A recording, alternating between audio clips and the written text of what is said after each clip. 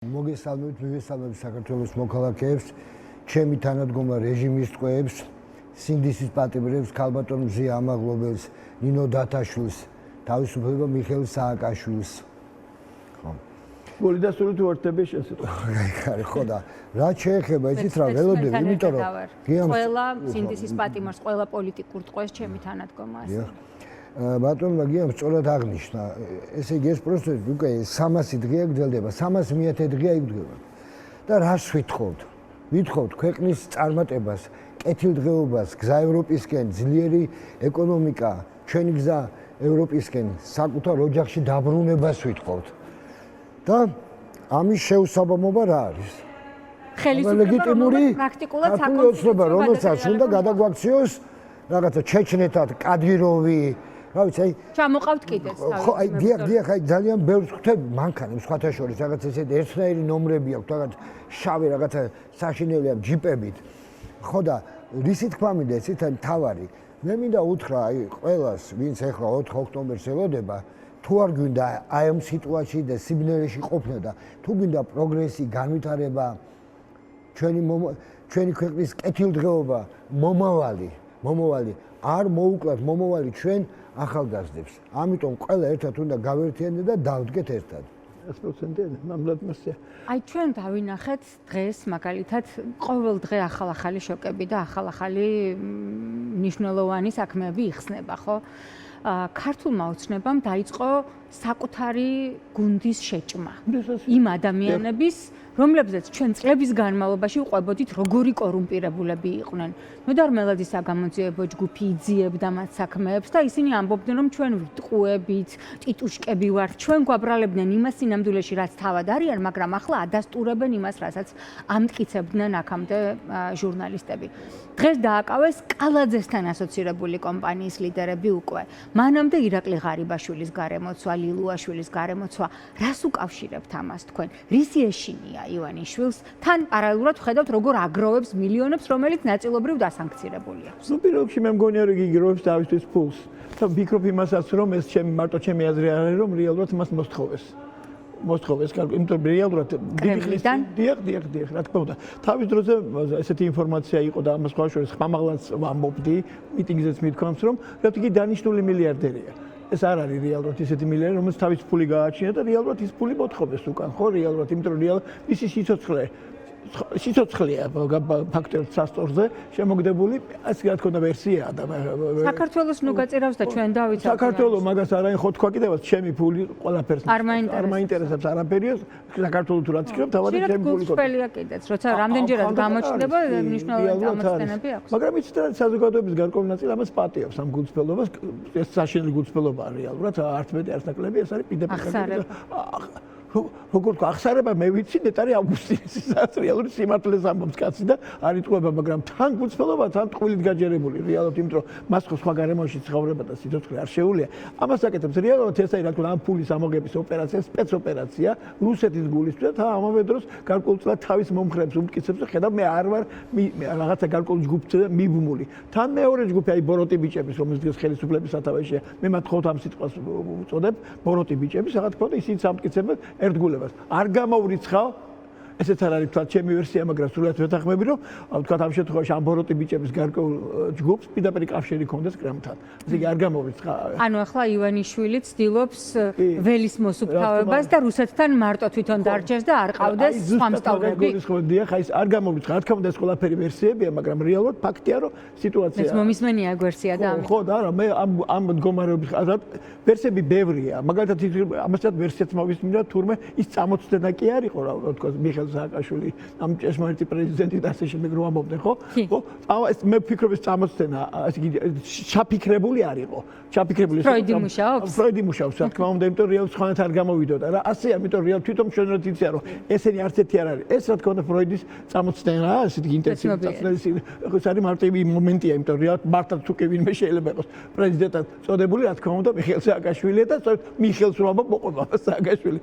პრეზიდენტს რო ამბობ, რა თქმა უნდა, თამეთობდეს ახლა ყველას გვახსოვს ხო მიხეილ სააკაშვილის ბოლო გამოსვლა გაეროში როგორი იყო ფაქტობრივად წინასწარმეტყველება იყო თავიდან ბოლომდე ხო და ეგ იყო აი ეს უნიკალური გამოსვლა იყო იცით მე მინდა კონცეფცია რომ ერთი ორმა მაინც კიდე მოისმინოს და ჩახედოს რას ამბობს ეს ადამიანი და ერთი რაღაცა შევარდნაძეს გამოსვლაც კი განსაკუთრებით სულ ნატოს ახსენებს რა თქმა უნდა როგორ შევადარებ ამათ შევარდა ნატოს ოპერაციას დავუჭირე მხარი კოსოვაშიო 2000 წელს ამბობს ჯერ კიდევ შევარდნაძე ამბობს რომ ბოროტების იმპერიის რღვევა სწორი იყო და რომ აფხაზეთი და სამაჩაბლო უნდა დაგვიბრუნდეს სწორედ რუსეთის იმპერიალისტური ძალების რღვევის ფონზე და ყაველაშვილმა ესეც კი ვერ თქვა რა სიტყვის აღმართო ჩემ ადამიანს ამოაგდო რუსეთი გადაწერა იქ დაემუქრა იქ დაემუქრა კიდე ემუქრებოდა რომ ჩვენთანო თუ ისეთი პოზიცია არ იქნებოდა დაუშვათ შემოტევო ჩვენო არაფერს არ დავთმობთ აი ბატონი გია ამბობდა რომ რეჟიმმა თავისიანების შეჭმა დაიწყო და ივანიშვილი ველსის უფთავის მარტო დარჩას თვითონ პუტინთანო იმიტომ რომ როგორც ჩანს პუტინს რაღაცა სხვა საცეცებიც აქვს საქართველოში თქვენ რას ფიქრობთ ამასთან დაკავშირებით რატომ დაიწყო ივანიშვილმა თავისი გუნდის წევრების მოკლედ შემიძლია ვთქვა რომ ეს ბოლშევიკების მეთოდი იყო ბოლშევიკები ხო დაიწყეს ბოლოს 11 დახოცე გორაღები დაწყვიტეს დახოცეს ანალოგიური პროცესი ტროცკი ამ ეტაპზე ეს საერთოდ ჩიგნე ზარქუა დაიჭერა, მაგრამ აბსოლუტურად არ მაგოლებს, არ მაინტერესებს.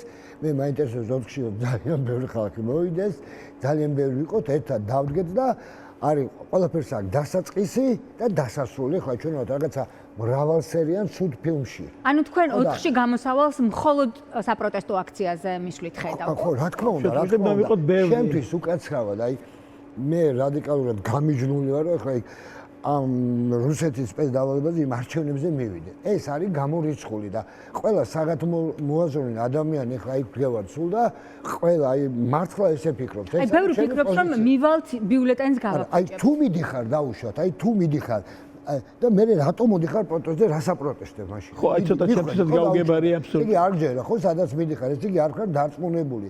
მე არავით არ ისაიმეთ, აი ძალიან ბევრი ჩემი ახლობელია ლელოში. მაგრამ ამაში უბრალოდ ჩემი პოზიცია არის რადიკალურად განსხვავებული და ვერ მივესალმე ამას.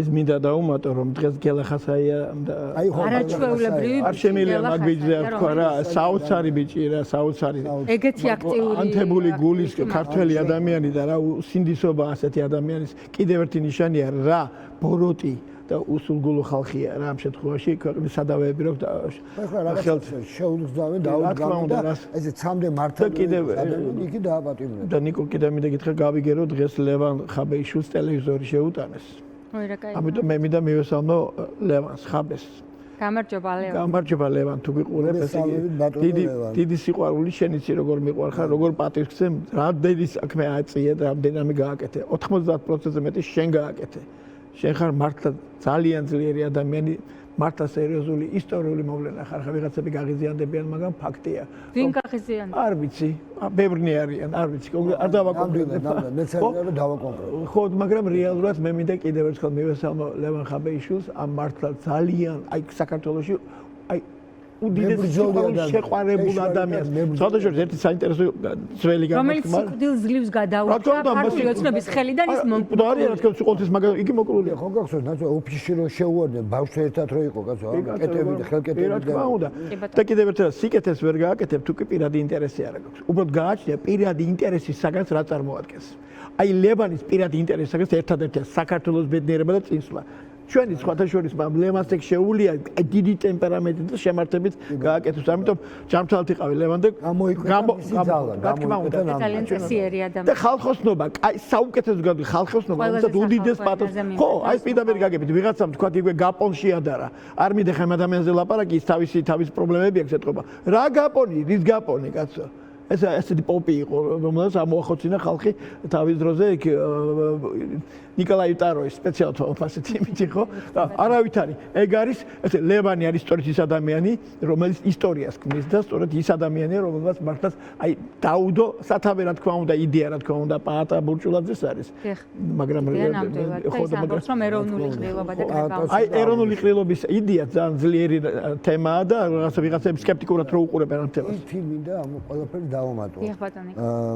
ლევანის და პაატას იდეა და მე მინდა ყველას უთხრა, რა ვიცი, აქედან მიმართვა რომ ნუ არ დაუჩათ ჩამოკიდებული აი ეს ორი ადამიანი თუ არ გამართვა ყველამ თავისი წილი ნაბიჯი უნდა გადადგას და ეს ეხერხება თქო მე თუ რაღაცა მე გადაბრალება ადვილია კაცო შენ მოდიხარ რაღაც შენი მყარი პოზიცია უნდა გქონდეს შენ თუ სამშობლო გიყვარს ნუ იქნები ხვის იმედზე შენი თავის იმედზე უნდა იყო და შენი წილი ნაბიჯი უნდა გადადგა ნიკო გეთახმები აბსოლუტურად სწორედ ამაშია საქმე რომ სწორედ ეს იდეა რომელიც ამ ორ ადამიანს პრინციპში შეიძლება დაუკავშიროთ სწორედ იმას გულისხმობთ ჩვენ აქტივობაში ჩვენ ძალისხმევაში და პირადი ინტერესი არის ის რომ ქვეყანა გადაგა ძალა ერთობაშია კი ბატონო ჩვენი ძირითადი სლოგანი ეგ არის ჩვენი როშის და გერბის რას ეტყვით იმ ადამიანებს ვინც ფეხს ითრევს 4-ში გამოსვლისგან, იმიტომ რომ ეშინიათ, იმიტომ რომ ნახეს რა მოხდა ნოემბერში, დეკემბერში თბილისის ქუჩებში. და მე მოკლედ და კონკრეტულად. სიჩუმე სიკვდილის ტოლფასია. მიმართავ ხელოვანებს. ნუ გეშინიათ. ამოიღეთ ხმა და აიმაღლეთ ხმა. იმიტომ რომ არავითარი ფასი არ აქვს, არც იმ ხელოვნებას არაფერს, ხო? როდესაც ცხოვრობ ქვეყანაში, სადაც არის სიბნელე. და ხელოვნება შეიძლება სინათლე და ნათელი ტერიტორია და ნათელ ტერიტორიაზე იქნება საუკეთესო ნამუშევრები. ხოლო თავისუფლებაში იქნება დიდი ხელოვნება, დიდი კულტურა. და მithყვი გავიხსენებ ჩვენი პირველი პრეზიდენტის საოცარ ესა რა თქმა უნდა გამოთქმა მისი მოგონილობა, მაგრამ ესე იგი ფაქტიურად მკვდარი თევზები მიყვებიან დინებას. დინებას ნუ მიყვებით იაქტიურეთ, იმიტომ რომ რეალურად თქვენ უნდა შექმნათ თქვენი ქვეყნის მომავალი და ასიურად თუ იქნებით ფაქტიურად მკვდარ თევზს დაემსგავსებით და ეს რა თქმა უნდა არ ღირს რა. ძალიან დიდი მადლობა. ჩემთვის ძვირფას ხელოვანებს, ბატონო ნიკო რაღაცის დამატება გსურდათ? არა, არაფერი, ერთადერთი შეიძლება კიდევ ერთხელ დავუმატო დიდება უკრაინას და დიდება ზელენსკის. ეს არის გმირი ადამიანი და ყველა ქართველმა ეს უნდა კარგად გააცნობიეროს. და მოდი იმასაც ვიტყვი და ამით იმეც უგაცრავად, რომ ზელენსკიმ თქვა რომ საქართველოს დავკარგეთ. ძალიან ჩამწვდა გული, ხო? თუ გახსოვთ აი რომ არ მახსოვს სად იყო ახლა შეგვედრა. საქართველოს ფაქტობრივად დაკარგულია, კლანჭებში იცით მივხვდით იმის რომ ჩემთვის ზელენსკი მართლა ნომერ პირველი პოლიტიკოსია, მაგრამ მე მინდა ახლა რა თქმა უნდა არ მოისმენს მას, მაგრამ იქნებ მოისმინოს და არა საქართველოს დაკარგული არ არის. ვალოდიმერ საქართველოს აუცილებლად გაიმარჯვებს და აუცილებლად გლობალურად მისი პოზიცია, მისი გადადგმული ნაბიჯები და რას უძლებს ეს ადამიანი.